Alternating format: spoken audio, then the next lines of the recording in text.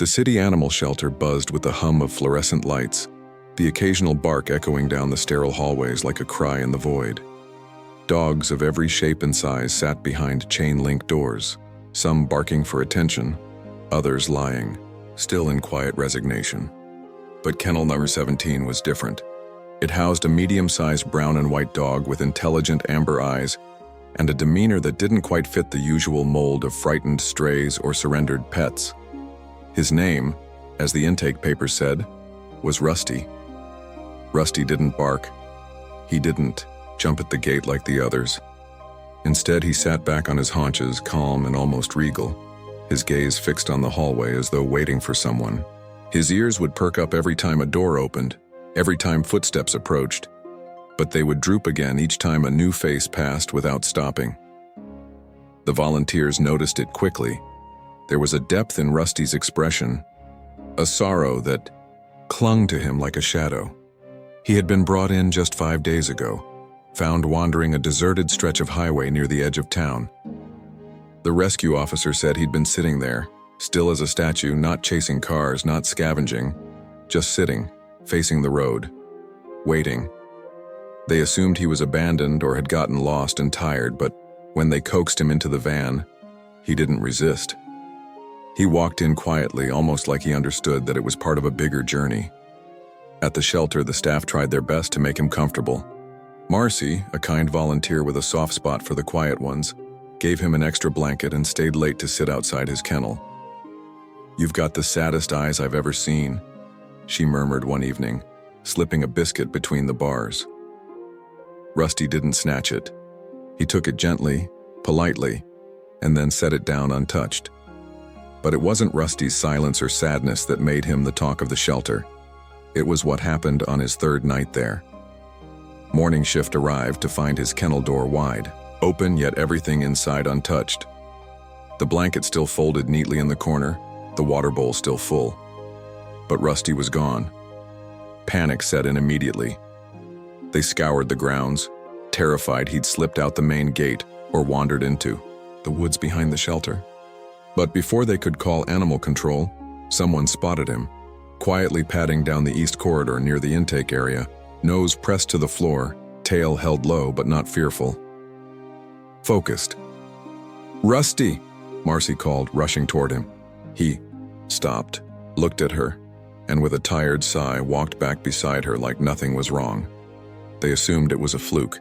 Maybe the latch wasn't secured, so they reinforced it the next night. Double latched it, even zip-tied the gate just in case. But again, the next morning, Rusty was gone. This time they found him in the hallway outside the small isolation kennels, where sick or newly arrived dogs were kept. He sat there staring at one of the empty pens, ears perked forward, tail slowly thumping against the tile floor. "All right, Houdini." The shelter manager chuckled nervously. "What's your deal?" Rusty's escapes became a routine. Every night without fail, he slipped out, silently without a trace of destruction, and wandered the facility. He never ran to the exit. He never knocked anything over or messed up other kennels. He didn't steal food or chase cats. He just wandered, sniffing certain doors, staring through windows, checking pens like he was expecting someone to be there. Some thought it was cleverness, a quirk of an intelligent dog who hated confinement. But others, especially Marcy, weren't so sure. She'd been volunteering at the shelter for nearly 8 years, and she'd seen all kinds of behaviors. Aggression, fear, withdrawal, but never this. Never a dog escaping not to flee but to search. There was something so intentional about the way Rusty moved, like he was following a map that no one else could see. One night, Marcy decided to stay late and follow him. She hid. In the hallway, lights off, barely breathing as midnight came and the building quieted. From her spot, she had a clear view of kennel number 17. Hours passed, and just when she started to doze off, a soft metallic click echoed across the hallway. The latch was moving. Rusty stood up slowly, pushed his nose against a small section of the gate and, unbelievably, slid the latch upward with his snout and paw. The gate swung open without a sound. Marcy watched, stunned, as he padded out, with practiced ease, tail neither wagging nor tucked. He moved with the calm precision of someone who had done this many times before. She followed at a distance, heart thudding. Rusty didn't hesitate. He walked straight to the intake area, sniffed along a bench where new dogs were usually brought in, then to a corner where a stack of unwashed blankets lay. He pressed his face into them, inhaled deeply, and let out a soft whine. It wasn't random. He was following something, someone. She couldn't take it anymore. "Rusty," she called softly. He turned to her, startled, eyes wide. For a moment she thought he might run, but then he sat, head tilting just slightly, as if to say, "You weren't supposed to see this." Marcy crouched beside him and gently stroked his head. "What are you looking for, sweetheart?" Rusty didn't answer, of course, but in his eyes she saw it, a longing that tore through her like a wave, a memory etched in pain. This wasn't a dog escaping for fun or attention. He was on a mission driven by love, by loyalty. The next morning, Marcy went to the office and dug through the shelter records, determined to piece together Rusty's story. It didn't take long to find what she was looking for, an intake report from 2 weeks earlier. A pair of bonded dogs found near the same highway Rusty had come from. The smaller of the two, a timid little pup with matted fur and trembling legs, had been named Luna. Luna had been adopted 2 days before Rusty arrived. The pieces clicked into place like thunder in Marcy's chest. Rusty wasn't escaping to be free. He was escaping and to find his sister. Long before cold kennels and concrete floors, before numbered cages and rusted gates, there was a sun-drenched field behind a broken-down barn. It was a forgotten piece of land on the outskirts of nowhere, overgrown with tall grass and dotted with patches of dandelions. But to 2 dogs, small, scrappy, and inseparable, it was home. Rusty had been the protector. Bigger, braver, always walking ahead. Luna, the smaller of the 2, was quiet and soft-eyed, cautious of the world, but fearless. When Rusty was near, they weren't just littermates, they were everything to each other. Playmates, comforters, lifelines. Wherever one went, the other followed. They curled up together under old crates at night, shared scraps scavenged from trash bins and chased the same butterflies as if the world beyond that field didn't exist. Their days were simple but sacred. Rusty would nudge Luna to wake when the sun stretched its arms over the hills. They'd drink rainwater pooled in buckets and nap with their paws tangled together. Sometimes a kind passerby would leave food, and other times they went hungry. But they never cried. They had each other, and for them, that was enough. Until the day everything changed. It happened quickly. Too quickly for either of them to understand. A white van pulled up along the road. At first it seemed harmless, curious even. People stepped out, shelter workers answering a call about strays. Luna wagged her tail, trusting. Rusty stood in front of her, unsure. Then came the nets, the leashes, the strange smells. Rusty barked, low and warning, but Luna had already been scooped up gently in a towel. She yelped, not in pain, but in panic, as she lost sight of Rusty. He lunged after her, teeth bared, not to hurt but to reach, to hold on. But hands grabbed him too, and suddenly they were pulled apart for the first time in their short lives. They cried, both of them, real tears, not from fear, but from the unbearable ripping of their bond. When they were placed in crates, side by side in the van, they pressed their noses against the slits, whimpering to each other through metal walls. The engine started. The road beneath them began to roll. They thought maybe they'd stay together wherever they were going, but fate, so often cruel to the kindest souls, had other plans. They arrived at different times, were placed in separate areas of the shelter. Luna, being smaller and more timid, was labeled urgent adoptable, young, gentle, the kind of dog people wanted. She lasted only 3 days before a smiling couple walked in, saw her big sad eyes, and fell in love. The staff were thrilled. Such a sweet girl, they said. She deserves a home. And she did. But when they led her out of her kennel, she kept looking back, whining, searching. They thought she was afraid. They didn't know she was scanning every corner, every scent trail for her brother. By the time Rusty arrived at the shelter, 4 days later, found sitting on the same highway they'd last run across together, Luna was gone. Adopted. Disappeared. Her scent still lingered in the intake room, faint and fading, like a ghost that haunted Rusty's every breath. He sniffed it the moment he walked in. His heart raced. He barked, not with anger but with recognition. He knew she had been there. That first night he tried to find her. The scent trail was weak, fragmented, but still alive. He found the blanket she'd once slept on. He pressed his face into it and howled, low and long, a mournful song that no one in the shelter had ever heard before. The other dogs grew silent as he sang. The humans didn't understand it, but every animal in that shelter knew exactly what it meant. Rusty didn't sleep that night, nor the next. Each time he waited until the lights dimmed and the humans left. He tested the gate, pushed, nudged, watched where the latch clicked, learned its weakness. He wasn't trying to escape the shelter itself. He was trying to escape the barriers keeping him from Luna. The staff couldn't understand it. Dogs escaped sometimes, sure, but not like this. Not without destruction. Not with such quiet intent.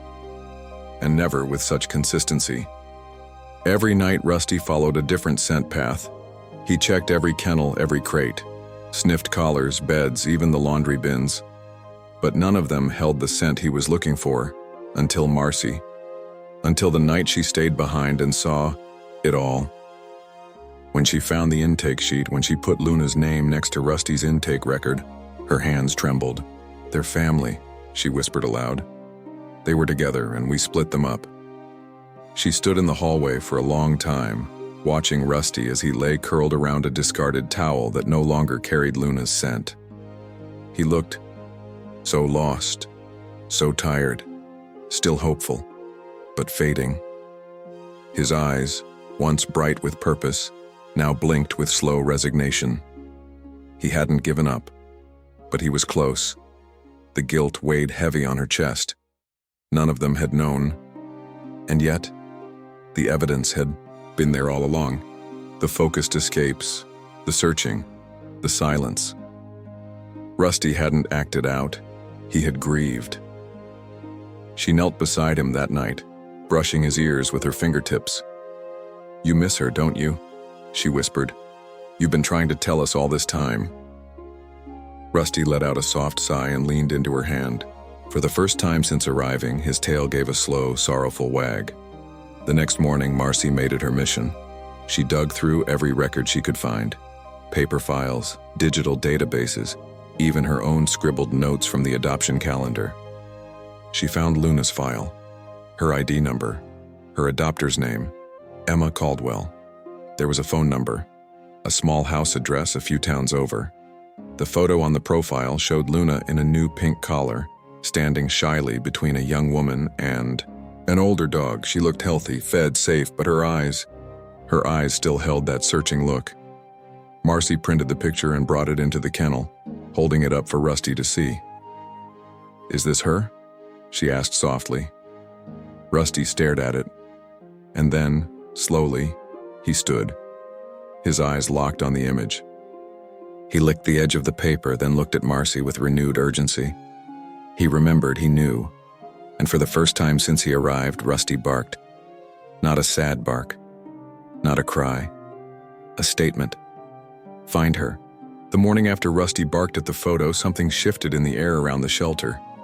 It was as though the walls, which had long echoed with the barks and howls of misunderstood souls, had paused to listen. Staff noticed the difference in him. He ate all his food, his posture was alert but not tense, and for once, just once, he wasn't fixated on escape. Not because he'd given up, but because he'd finally been heard. Marcy, holding the picture of Luna in one hand and her phone in the other, stood outside Rusty's kennel. "Okay, boy," she murmured. "We're going to find your sister. I promise." She wasn't sure how the call would go. People didn't always respond kindly to shelter follow-ups. Some saw it as judgment or interference, but she took a breath, tapped the number, and waited. It rang. Once, twice. Hello? A soft, tired voice answered. Hi, is this Emma Caldwell? Marcy said, heart thudding against her ribs. Yes, who's calling? I'm Marcy, an intake coordinator at Hillside Animal Shelter. I'm calling about Luna, the dog you adopted a few weeks ago. Oh. A pause, then. Is something wrong? No, not wrong, Marcy said quickly. Well, we discovered something important. It turns out Luna had a sibling, a brother. His name is Rusty. They were found together, probably spent their entire lives side by side, and he's been with us for a couple of weeks now. Emma didn't answer at first. When she finally spoke, her voice was laced with emotion. I wondered, she whispered. She's been searching. Every day. She stares out the window for hours. When we go for walks, she sniffs the wind and whines. She sleeps by the door. It breaks my heart. I thought it was just nerves from the shelter. I didn't know. She misses him, Marcy said gently. And he misses her. He's been escaping. His kennel every night. Not to run away, but to look for her every corner of this shelter, and he searched it for days. Oh my God, Emma murmured, her voice breaking. She's been doing the same thing here. There was silence between them then, not awkward or heavy, but reverent. The kind of silence that rises when something bigger than coincidence reveals itself. I don't know if it's too much to ask, Marcy began cautiously, but would you be willing to bring Luna in, just to see him? Even if only once. Emma didn't hesitate. I'll be there tomorrow. The next morning came with a kind of electric anticipation. Word had spread through the shelter staff. Rusty's sister was coming. Even the most stoic volunteers smiled more that day. It was rare to witness a reunion like this, to facilitate a love story so pure. Rusty didn't know what was coming, but he felt it. His behavior was different. He paced, but not frantically. He sat by the door of his kennel for long stretches, ears perked, tail twitching. When anyone passed, he stood, sniffed, then lay down again, as if waiting for someone very specific. Then, a car pulled into the gravel lot. Emma stepped out, Luna in tow. She had grown healthier since her adoption, her coat glossier, her eyes brighter. But she was still solemn, still cautious. She didn't tug at the leash. She didn't bark. She simply stood beside Emma, looking around, nostrils flaring, taking in the sense of her old world. Then she froze. Her ears shot up. From inside the shelter, Rusty let out a soft, rising whine. Then a bark, sharp, short, disbelieving. Luna's body trembled. Go, Emma whispered, releasing the leash. Luna bolted through the open front door. Staff stepped aside instinctively. No one stopped her. Down the hallway. Past the front desk. Left at the intake room. Her nails clicked frantically on the tile floor, but she didn't slip. She knew where she was going. Rusty was already at the gate of his kennel, standing tall, tail stiff with anticipation. The moment he saw her, his whole body changed. He dropped to the floor, tail wagging so fast it became a blur, and let out the most heart-wrenching yelp anyone had ever heard. Luna threw herself against the bars. They pressed their faces together, licking each other wildly, whining, crying, their entire bodies shaking with joy. People gathered. Some covered their mouths, others openly wept. Marcy whispered to a nearby volunteer, "Open the gate." The latch clicked. Luna slipped inside. What happened next could only be described as sacred. Rusty nuzzled her face, checking every inch to make sure she was real. Luna licked his ears, then his muzzle, then curled against him like no time had passed at all. They circled each other, tails brushing, tongues darting. Their reunion a silent symphony of touch, smell, and memory. They didn't bark again. They didn't need to. Their reunion spoke louder than any sound could. Later, after the emotional storm settled, Emma sat on the floor of the common area, Luna in her lap and Rusty's head resting on her thigh. Tears streaked her cheeks, but she smiled as she stroked their fur. I can't separate them again, she whispered. I won't. Marcy knelt beside her, nodding. We'll handle the paperwork, no fee, he belongs with her. Rusty thumped his tail once, as if in agreement. Luna sighed and closed her eyes. That night, for the first time since arriving at the shelter, Rusty walked out the front door not as a stray or a case file, but as part of a family. He climbed into the back seat of Emma's car, right beside his sister, and curled up next to her without hesitation. As the engine started, Luna rested her head against his. Rusty blinked slowly, eyes heavy with relief. He didn't need to escape anymore. His mission was complete. He had found her. The drive home was quiet, except for the soft rustling of fur as Luna shifted closer to Rusty in the back seat. Emma glanced in the rearview mirror, her eyes catching on the image behind her, a snapshot of healing. Rusty's eyes blinked slowly, in the golden light of dusk, while Luna's paw gently rested over his. They didn't need words, only warmth. Only the knowledge that, finally, the other was real and close and safe.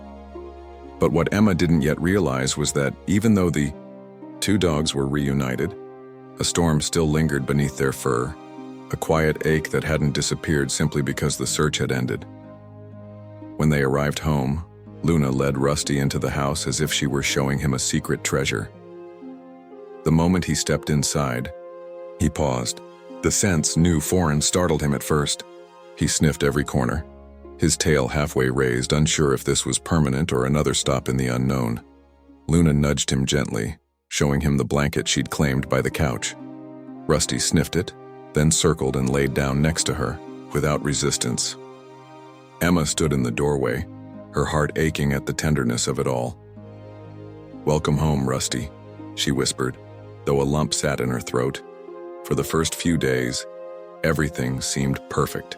They were inseparable. They ate together, napped together, walked shoulder to shoulder during their daily strolls. Rusty followed Luna everywhere, like a shadow finally reunited with its source. But slowly, Emma began noticing things. Rusty would wake in the middle of the night, panting. He'd pace near the door, scratching at it softly, not urgently but with a sorrow that seemed to grow heavier with each sunrise. Sometimes he'd sit by the window and stare into the distance for hours, as if searching for something just beyond the horizon. He wasn't escaping his kennel anymore, but his spirit still was wandering. Emma watched him closely. She'd learned to read dogs better than she ever expected. Luna had taught her that, and now Rusty, with his silent suffering, was teaching her again.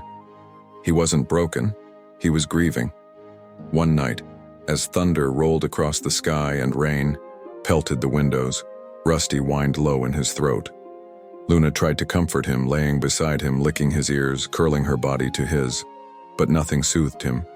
Emma sat on the floor, watching, helpless. It was then she remembered the intake papers, the original report when the two had been found. She rose to her feet and dug through the folder she'd received from the shelter. Her hands trembled slightly as she pulled out the form. Scanning it, her eyes landed on a line that made her stomach twist. Third dog seen near property but never located. Her heart pounded. Third dog. There had been another. Not just Rusty and Luna. A sibling? A parent? A packmate? Emma knelt beside Rusty and held his face gently. His eyes met hers, full of longing. "You weren't just looking for Luna, were you?" she whispered. "There's someone else out there."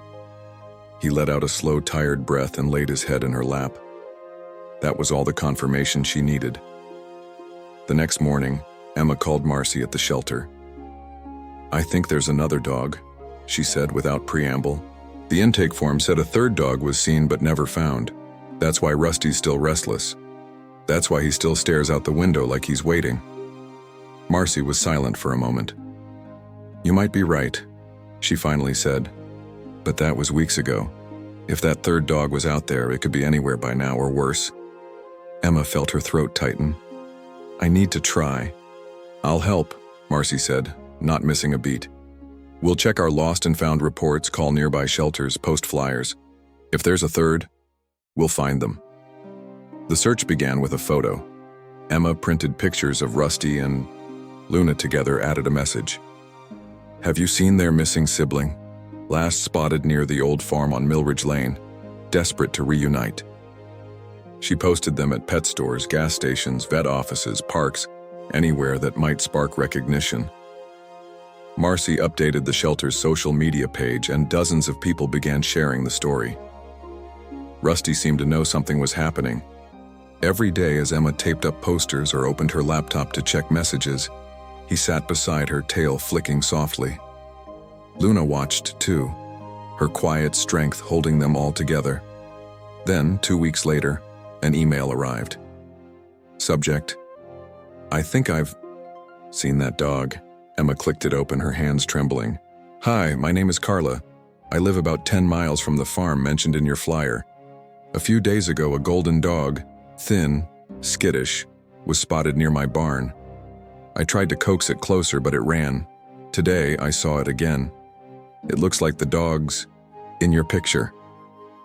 Please let me know what I can do. Emma burst into tears. She didn't even try to hold them back. Rusty looked up from his spot and slowly walked over, pressing his head into her chest. We found them, she whispered. We found your family. The next day, they drove to Carla's property. It was rural and quiet, bordered by thick woods and a small, winding creek. Rusty's ears perked up the moment they parked. He sniffed the air urgently, pacing in the yaw backseat. Emma leashed him quickly and let him guide her. They didn't have to walk far. A rustle in the underbrush. Rusty froze. A soft whimper answered the wind. Then, a golden shape emerged from the trees, ribs showing, fur matted, eyes full of disbelief and terror. The third dog. Rusty barked once, sharp, pleading. The golden dog froze, then took a slow, hesitant step forward. Emma could hardly breathe. Rusty tugged against the leash, tail wagging wildly now. The golden dog let out a whimper that cracked the silence, and then, in a burst of movement, it ran to them. They crashed into each other, all paws and tongues and tails, tangled in a reunion too big for words. Emma dropped to her knees, tears streaming as the golden dog, clearly their brother, pressed into Rusty and Luna with trembling. Joy together at last, all three whole. The car ride back was unlike any other. The golden dog, later named Sunny, lay nestled between Rusty and Luna in the back seat, their bodies touching, heads resting on one another like puzzle pieces finally fit together. Emma glanced at them in the mirror, her hands steady on the wheel but her heart a riot of emotion. She had found what she didn't even know she was looking for, a family that had been torn apart, and now, slowly, beautifully, was being mended. When they arrived home, Emma opened the door and stepped back, watching the three dogs cautiously enter the house. Luna led the way as she had before, confident and calm. Rusty followed, tail wagging in small sways, turning back often to check on Sunny. And Sunny, he was hesitant, his thin frame and tired eyes telling the story of long nights alone and days spent dodging danger. But something in the air, the scent of Luna, the warmth of Rusty, the safety of Emma's presence, helped him cross the threshold. Inside, the reunion felt sacred. Sunny sniffed every corner, every cushion, every thread of this new world. Rusty never left his side. When Sunny paused at the edge of the living room, unsure whether he was welcome on the rug, Rusty gently nudged him forward. Luna circled once, then flopped onto her favorite blanket and let out a happy sigh, signaling everything was okay now. Emma dropped to her knees, arms open. Sunny hesitated for a moment, then padded forward. His steps were light, careful, as if afraid the moment might disappear. He reached her, looked into her eyes and licked her hand. Tears welled up in Emma's eyes again. She wrapped her arms around him, pulling Rusty and Luna close too, buried in a sea of fur and forgiveness. You're home now, she whispered. All of you. The days that followed were quiet, healing, and full of slow miracles. Sunny put on weight, his ribs disappearing beneath layers of muscle and fluff. His tail, once tightly tucked under his body, began to curl in confidence. His eyes, dull and wary, now shimmered in the morning light, but healing wasn't linear. There were nights Sonny still whimpered in his sleep. Emma would wake to find Rusty lying beside him, resting his head gently on Sonny's chest until the tremors stopped. Sometimes Luna joined, wrapping her body around both of them like a warm shield. They had been apart for so long, survived things they couldn't speak of. But they were together now, and together they would weather everything. Emma's home slowly transformed. The corners that once held silence now echoed with the click of paws on hardwood floors. Her backyard, once just a patch of grass, became a sanctuary of joy. Tennis balls scattered, holes dug, and trails of paw prints through the garden. She didn't mind, not one bit. She bought 3 matching collars, rust red for Rusty, moon gray for Luna, and golden yellow for Sonny. On each tag, she engraved their names along with her number and one line that made her smile every time she read it. Forever, together. Then came a call from the shelter. Marcy's voice was soft, but hesitant. "Emma, there's been a couple who read about the dogs. They're interested in meeting them. They recently lost their senior dog and are hoping to adopt." Emma felt her heart tighten. "They want to adopt one of them?" "Sonny, specifically," Marcy replied. "They saw the post about the reunion, but they're only able to take in one dog right now." Emma didn't answer right away. She looked toward the window. The trio were napping in a sunbeam, limbs tangled, chests rising and falling in perfect rhythm. The thought of splitting them up now, it was unbearable. It would break them. Break her. "I'm sorry," Emma said quietly. "They're a package. Deal. I can't separate them." There was a pause on the line. "I figured you'd say that," Marcy said. "And I completely understand. Honestly, I think they already have their forever home. With you." Emma felt something bloom in her chest. A mix of relief and joy so intense it made her dizzy.